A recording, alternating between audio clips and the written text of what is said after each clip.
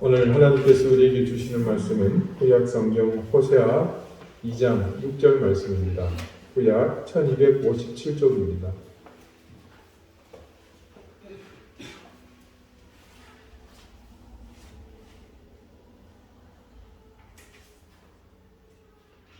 호세아 2장 6절 말씀을 제가 읽겠습니다. 이제 다 같이 자리에서 일어나 하나님의 말씀을 경청하십시오. 그러므로 내가 가시로 그 길을 막으며 담을 쌓아 그로 그 길을 찾지 못하게 하리니. 아멘. 자리에 앉으시기 바랍니다. 하나님께서 이 말씀으로 우리에게 은혜 주시기를 원합니다.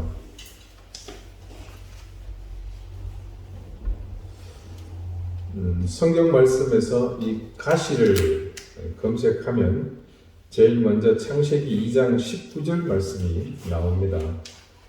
여호와 하나님이 흙으로 각종 들짐승과 공중의 각종 새를 지으시고 아담이 무엇이라고 부르나 보시려고 그것들을 그에게로 이끌어 가시니.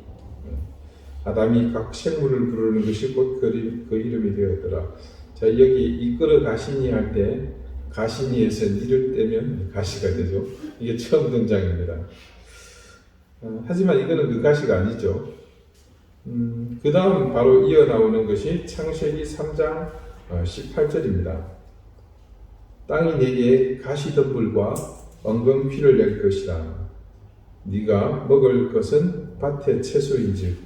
자, 가시덤불, 이게 실제 최초로 쓰인 가시입니다. 이렇게 문장의 앞뒤를 연결지어서 전체를 한번 제가 읽어보겠습니다. 17절부터 19절까지입니다.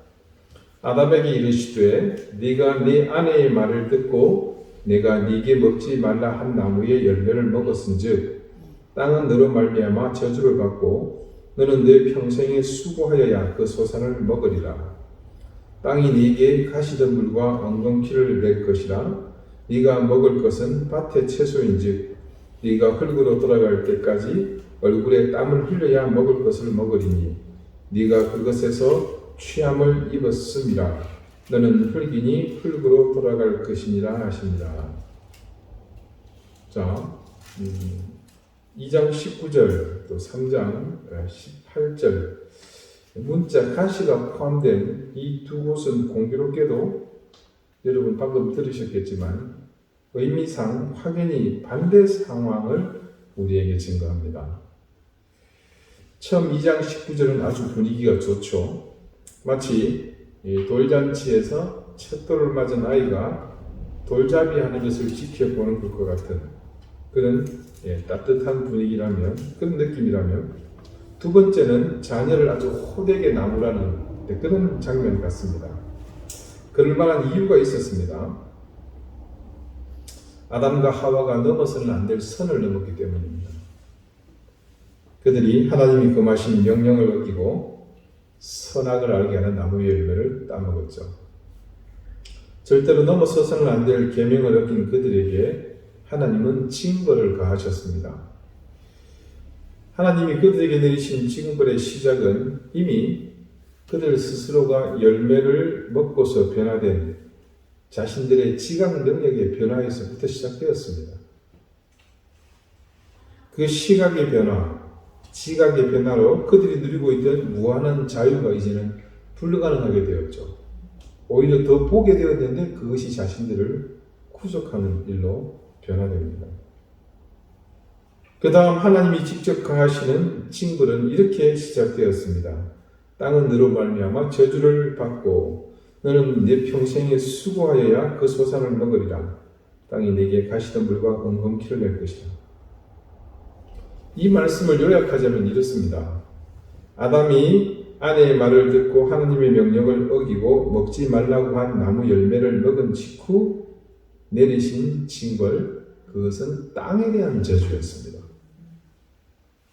왜 하나님은 당사자인 아담과 하와가 아닌 땅에다가 저주를 하신 걸까요?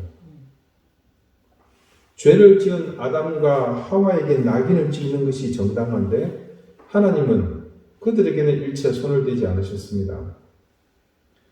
대신 그들이 평생을 목숨이 붙어 있는 한 결코 떠날 수 없는 땅에다가 조치를 하셨습니다. 지금이야 땅을 밟지 않고 얼마든지 살 수 있습니다. 우리도 지금 땅 밟지 않고 있죠. 그렇게 사는 사람, 평생 그렇게 살다가 죽는 사람도 있을 수 있습니다.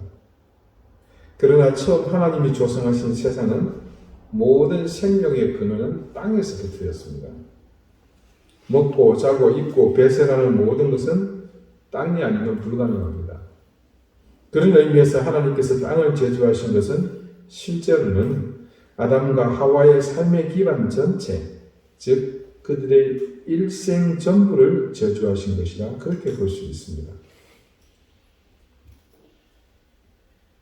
그 징계, 그 저주의 시작은 바로 가시덤불과 엉겅퀴입니다. 둘 다 가시입니다.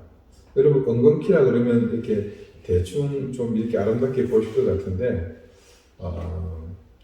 하여튼 수년 내에 저랑 같이 이스라엘 성지순례를 가실 일이 있을 겁니다. 그때 그 엉겅퀴의 실체를 보여드릴게요.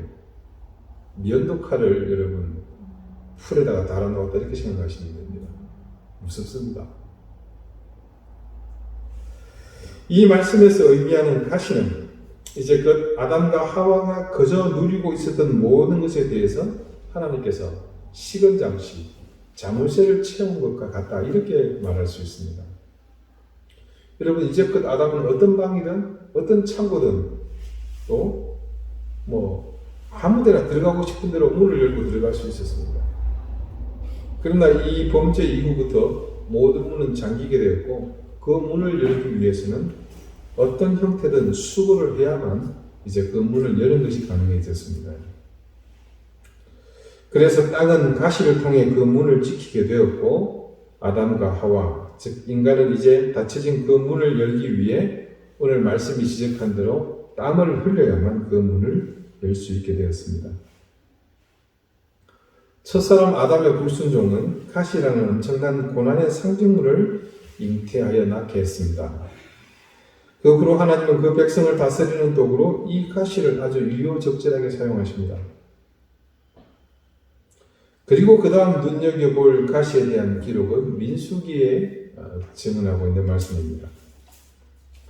가나안 건너편 모압 땅에 이르러서 출애굽한 이후에 말입니다.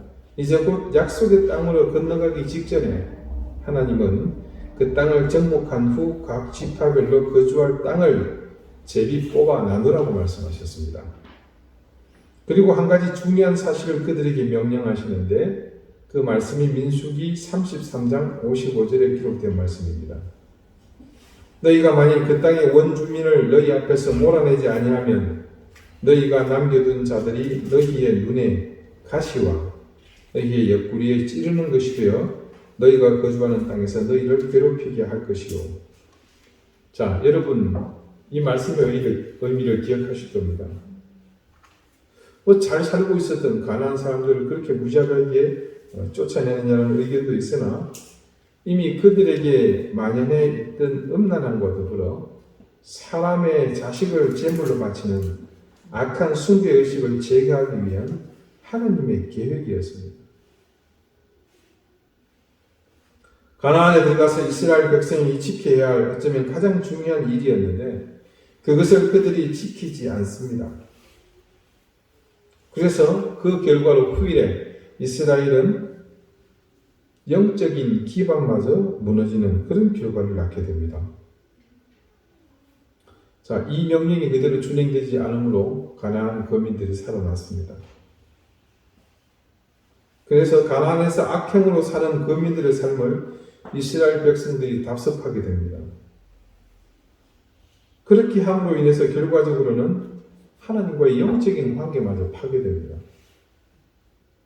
이미 이 호세아서를 시작할 때 그들의 영적인 그리고 육적인 타락의 시초가 여기에 있었다는 사실을 충분히 확인할 수 있었습니다. 그들이 하나님의 명령을 지키지 않은 결과가 말씀은 어떻게 나타난다고 증거합니까? 가시입니다. 눈의 가시와 옆구리를 찌르는 뭡니까? 가시죠. 그 가시로 나타난다고 말씀하십니다. 여러분 놀라운 것은 이 상황이 첫사람 아담의 불순종이 낳은 결과와 똑같이 가시로 나타났다는 사실입니다. 가나안 땅에 거주하는 사람들을 모두 쫓아내지 못하고 남겨둔 그 극소수의 사람들이 가진 악의 힘은 여러분 너무나 강했습니다. 그것은 마치요 이 맑은 물 한 양동이에다가 잉크 한 방울을 떨어뜨리는 것과 같은 효과였습니다. 그만큼 강력한 힘입니다. 삽시간에 이스라엘은 가나안의 악한 풍습을 답습했고 불과 몇 년이 지나지 않아 여호수아의 교훈은 사라지고 이스라엘 백성 가운데는 가나안의 모든 것들이 자신들을 지배하게 됩니다. 구약 성경을 읽다 보면 이후 그들의 역사는 바로 이런 가나안의 악함과 싸우는 자신들의 인생 여정이 전부입니다. 그래서 구약 전체를 두고 볼 때 가시는 곧 하나님께서 인생에게 내리시는 징벌의 상징이었고 그러므로 인생이 자신의 악을 통해서 낳는 열매이기도 했습니다. 그렇기 때문에 하나님의 구원이 이루어지는 모든 현장은 바로 이 가시를 제거하는 것에서 시작합니다. 자, 그 같은 하나님의 뜻을 에스겔이 이렇게 증거합니다. 구약성경 에스겔서 28장 22절에서 24절에 기록된 하나님 말씀입니다. 너는 이르기를 주 여호와께서 이같이 말씀하시되 시도나 내가 너를 대적하나니 너희 가운데에 내 영광이 나타나리라 하셨다 하라. 내가 그 가운데에서 심판을 행하여 내 거룩함을 나타낼 때에 우리가 나를 여호와인 줄을 알리라. 내가 그들에게 전염병을 보내며 그의 거리에 피가 흐르게 하리니 사방에서 오는 칼에 상한 자가 그 가운데서 엎드러질 것인즉 우리가 나를 여호와인 줄 알겠고. 그 다음입니다. 이스라엘 족속에게는 그 사방에서 그들을 멸시하는 자 중에 찌르는 가시와 아프게 하는 가시가 다시는 없으리니 내가 주 여호와인 줄을 그들이 알리라. 이스라엘 백성이 포로 중에 있으면서 에스겔을 통해 받은 이 이스라엘의 회복을 위한 하나님이 주시는 약속의 말씀이었습니다.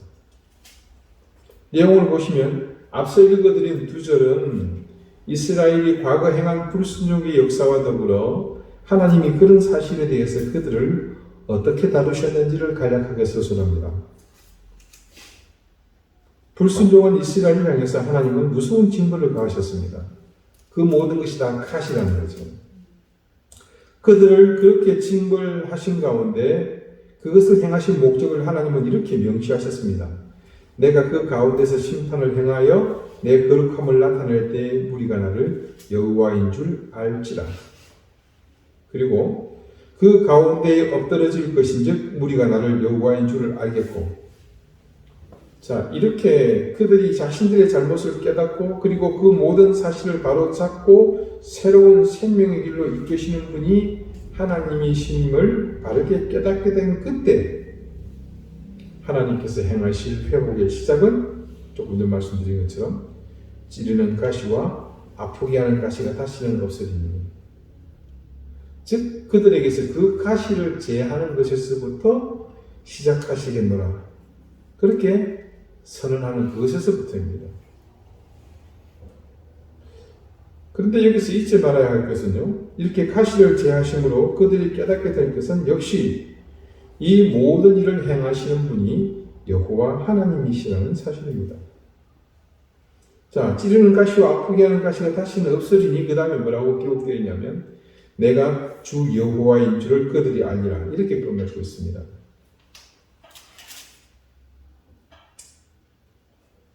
그렇게 하나님이 예언하셨던 그 가시가 모두 제하여진 시점이 여러분 어느 때라고 생각하십니까?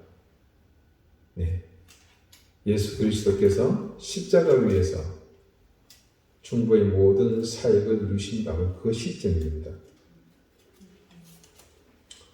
그렇게 해서 그 가시가 제하여지는데, 그러나 하나님이 그 가시를 사용하시는 하나님의 그 일은 중단된 것이 아닙니다. 여전히 가시는 하나님의 새로운 도구로 사용이 됩니다.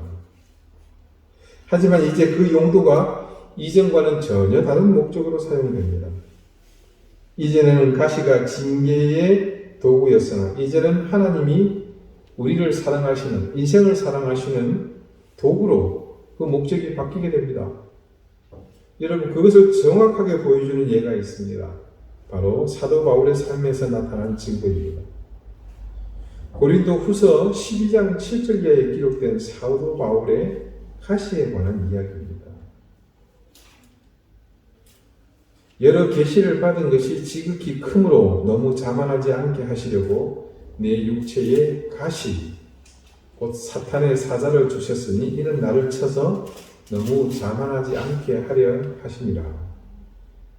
이것이 내게서 떠나가게 하기 위하여 내가 3번 죽게 간구하였더니 나에게 이르시기를 내 은혜가 네게 족하도다.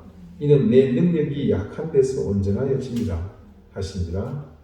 그러므로 도리어 크게 기뻐함으로 나의 여러 약한 것들에 대하여 자랑하니니 이는 그리스도의 능력이 내게 머물게 하려 함이라. 그러므로 내가 그리스도를 위하여 약한 것들과 능력과 궁핍과 박해와 곤고를 기뻐하노니 이는 내가 약한 그때에 강함이라. 여러분, 다메섹에서 주님을 만난 이후 바울의 삶은 이전의 자기 삶보다 훨씬 더 스펙타클해졌습니다. 사건이 일어난 다메섹으로 향할 때 청년 사울도 하나님을 모독하는 사람들을 잡아서 족치기 위한 파이팅이 누구보다도 넘쳤습니다. 그러나 사울이 주님을 만난 이후 바울로 변화된 삶은 이전과는 비교도 할 수 없는 더욱 파이팅이 넘치는, 그때는 정말로 초인적인 삶을 살았습니다. 바울의 그런 초인적인 삶의 원동력은 누가 뭐래도 주님께서 공급해 주시는 이전적인 권능이었습니다. 귀신을 내어 쫓던 주님의 능력은 물론이요, 불치의 병자를 고치시는 주님의 능력, 그런 능력을 바울도 실제로 행하게 됩니다. 그가 드로아에서 유두고를 살린 그 일은 그의 능력이 얼마나 큰 것인지를 잘 나타내주는 그런 사건이었습니다. 심지어 바울이 자신이 쓰던 손수건만 덮어도 병자가 낫는 기적이 일어났다, 그렇게 전합니다. 그런데 조금 전에 읽어드린 이 고린도후서의 말씀에 따르면 그런 능력이 있던 바울이 육체에 가시가 있었노라고 전합니다. 그래서 바울은 이 육체의 가시, 질병으로 추측되는 이 가시를 자기에게서 제하여 달라 하나님께 3번을 기도로 간구했다, 그렇게 증언합니다. 그런데 안타깝게도 이 가시가 바울에게서 떠나지 않았습니다. 바울의 기도가 응답되지 않고 거절된 겁니다. 이유를 말씀은 그렇게 전합니다. 그 가시가 하나님께서 의도적으로 주신 것이기 때문이었다. 그에 대한 주님의 응답의 말씀은 우리에게 이렇게 증거되었습니다. 먼저 바울이 주님으로부터 받은 계시가 너무 컸습니다. 그리고 여러 계시라고 말씀하신 것으로 볼 때 종류도 아주 많았던 것으로 보입니다. 자, 그런 사실을 두고서 주님께서 바울 자신에게 분에 넘치는 능력으로 인해서 자칫 실패할 것을 염두에 두시고 자만하지 않도록 하나의 안전장치를 주셨는데 그것이 가시라고 바울이 고백합니다.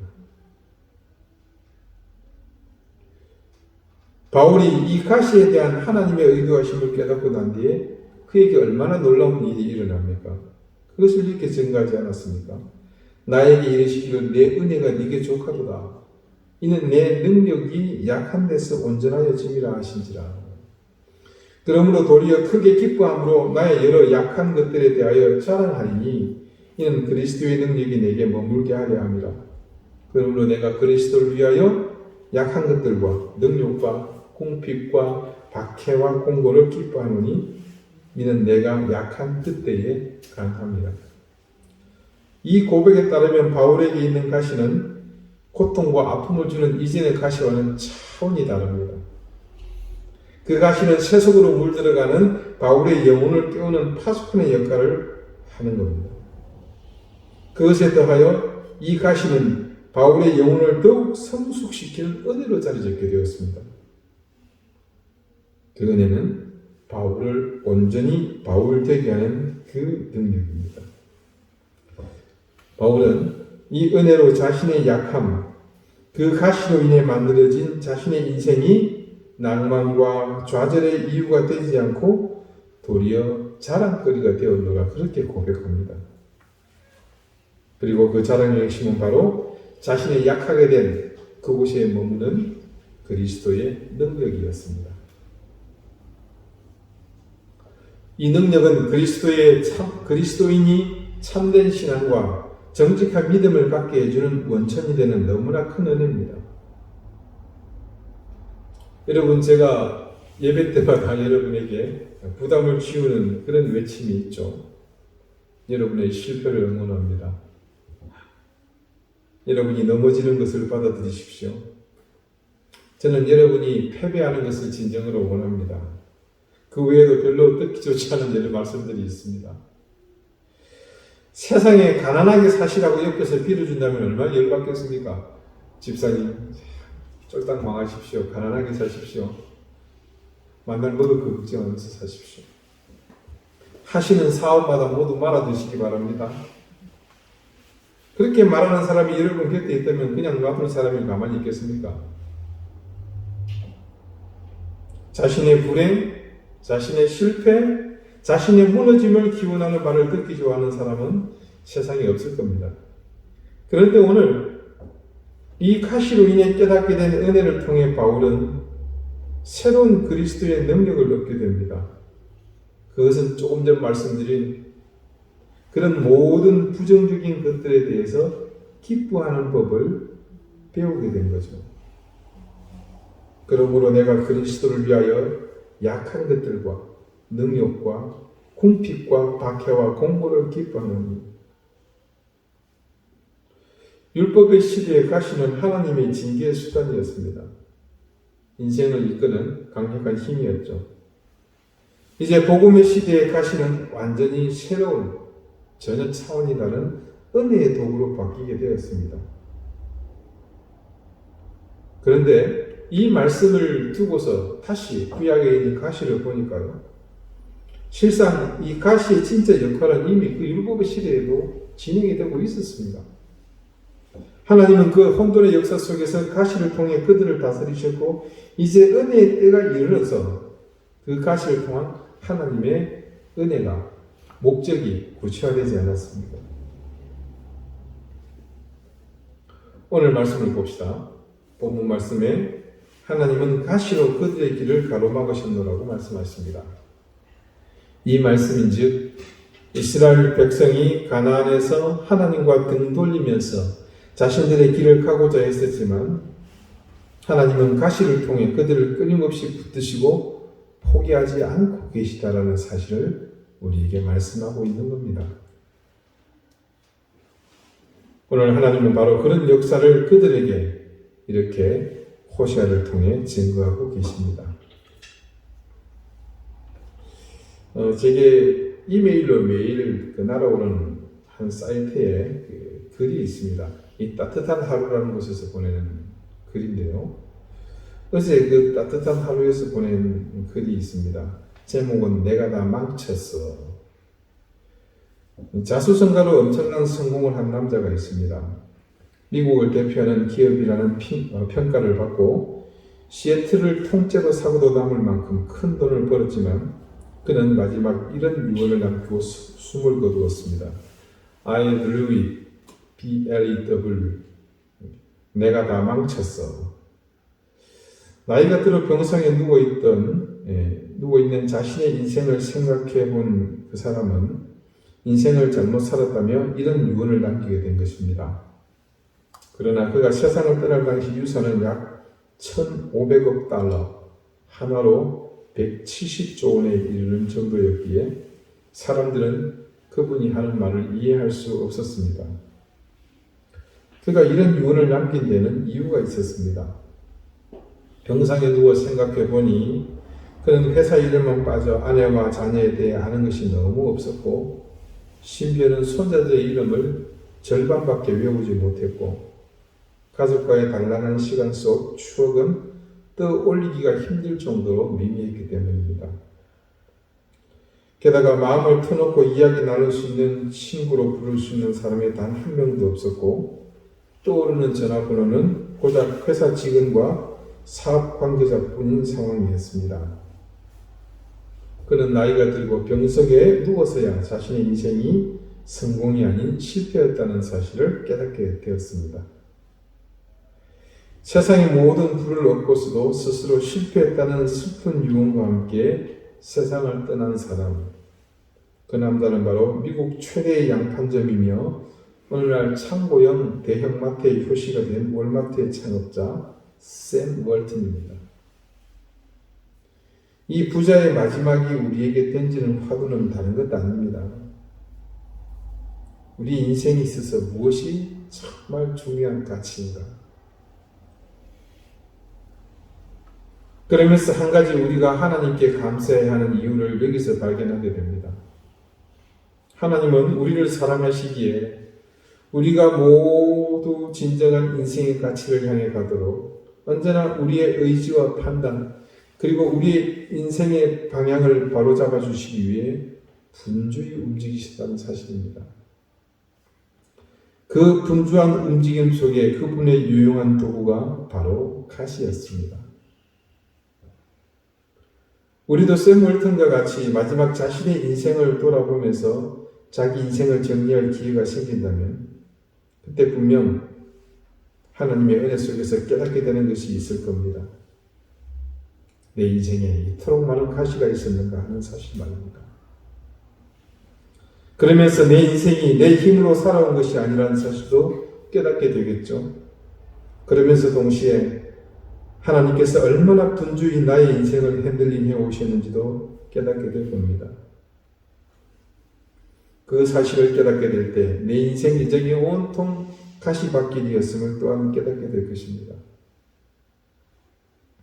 이제껏 내가 그 이유를 알지 못하고 있던 내 길을 가로막은 것들의 실체가 바로 하나님이 나를 위해 사용하시던 가시였다는 사실을 알게 된 것이죠.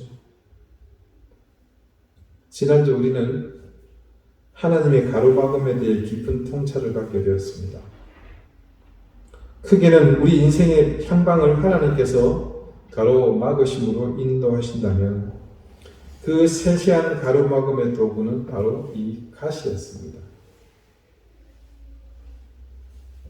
저는 여러분이 바울과 같이 여러분에게 가시를 주시는 하나님의 은혜를 깨닫게 되기를 간절히 바랍니다. 그 가시로 인해 바울처럼 여러분도 여러분 인생의 모든 상황에 함께 하시는 예수 그리스도의 능력을 소유하시기 바랍니다. 우리 인생의 순간순간 실패라는 이름으로 내게 다가왔던 가시, 막심한 손해로 나를 궁핍으로 몰아넣었던 가시, 한 발짝도 앞으로 나가지 못하도록 나를 올가 메었고 그 자리에서 도리어 나를 뒷걸음치게 했던 가시, 이제는 그 가시들이 결코 나를 나락으로 떨어지게 하는 굴레도 아니며 올무도 아니고 하나님이 나를 위해 보내신 능력으로 인도하실 그런 은혜임을 깨닫게 되시기를 바랍니다. 아니, 그것을 소유하시기 바랍니다. 그리고 깨달읍시다. 그것도 결코 실패도 손해도 물러섬도 아니라는 사실을 말입니다. 하나님이 내게 주신 가시로 인해 내가 겪어야 했던 실패는 더욱 큰 다른 차원의 성공을 줄 것입니다. 역시 같은 이유로 내가 입은 막대한 손해는 더욱 큰 풍성함을 위한 초석이 될 것입니다. 그리고 하나님이 내 인생에 주신 가시로 인한 지금의 물러섬은 더 큰 걸음으로 앞을 향해 나가게 나의 등을 세차게 밀어주는 힘이 될 것입니다. 이 모든 가시는 여러분의 삶을 더욱 빛나게 만들어줄 그리스도의 능력으로 여러분의 인생에 더해질 것입니다. 그러므로 내가 가시로 그 길을 막으며 담을 쌓아 그로 그 길을 찾지 못하게 하리니 하나님께서 그 옛날 호시아를 통해 이스라엘에게 미래를 주시기 위해 주셨던 그 가시가 오늘 우리의 미래임을 믿습니다. 이스라엘의 역사 가운데 하나님께서 가시를 통해 이루셨던 이 모든 역사를 기억하며 이제 여러분 인생 위에 하나님의 가시를 기대하는 그 믿음의 삶을 기대하십시오. 하나님께서 여러분을 사랑하심을 믿으십니까? 그렇다면 여러분의 인생에 반드시 그분이 주시는 가시가 있음을 믿으십시오. 승승장구 매일매일 일치월장하는 삶을 부러워하지 마시고 실패와 손해, 물러섬의 가시들을 기대하는 삶을 사십시오. 가시가 풍성한 삶, 그것이 곧 하나님 사랑의 크기와 비례함을 믿으며 오늘 여러분의 인생 위에 되어질 하나님의 능력을 그 가시를 통해서 바라보십시오. 기도드리시겠습니다. 하나님, 늘 우리 인생 위에 풍성한 가시를 주심을 감사드립니다. 우리의 의지와 욕망이 이끄는 길을 하나님께서 가로막아 주시는 은혜를 우리는 잘 알고 있습니다.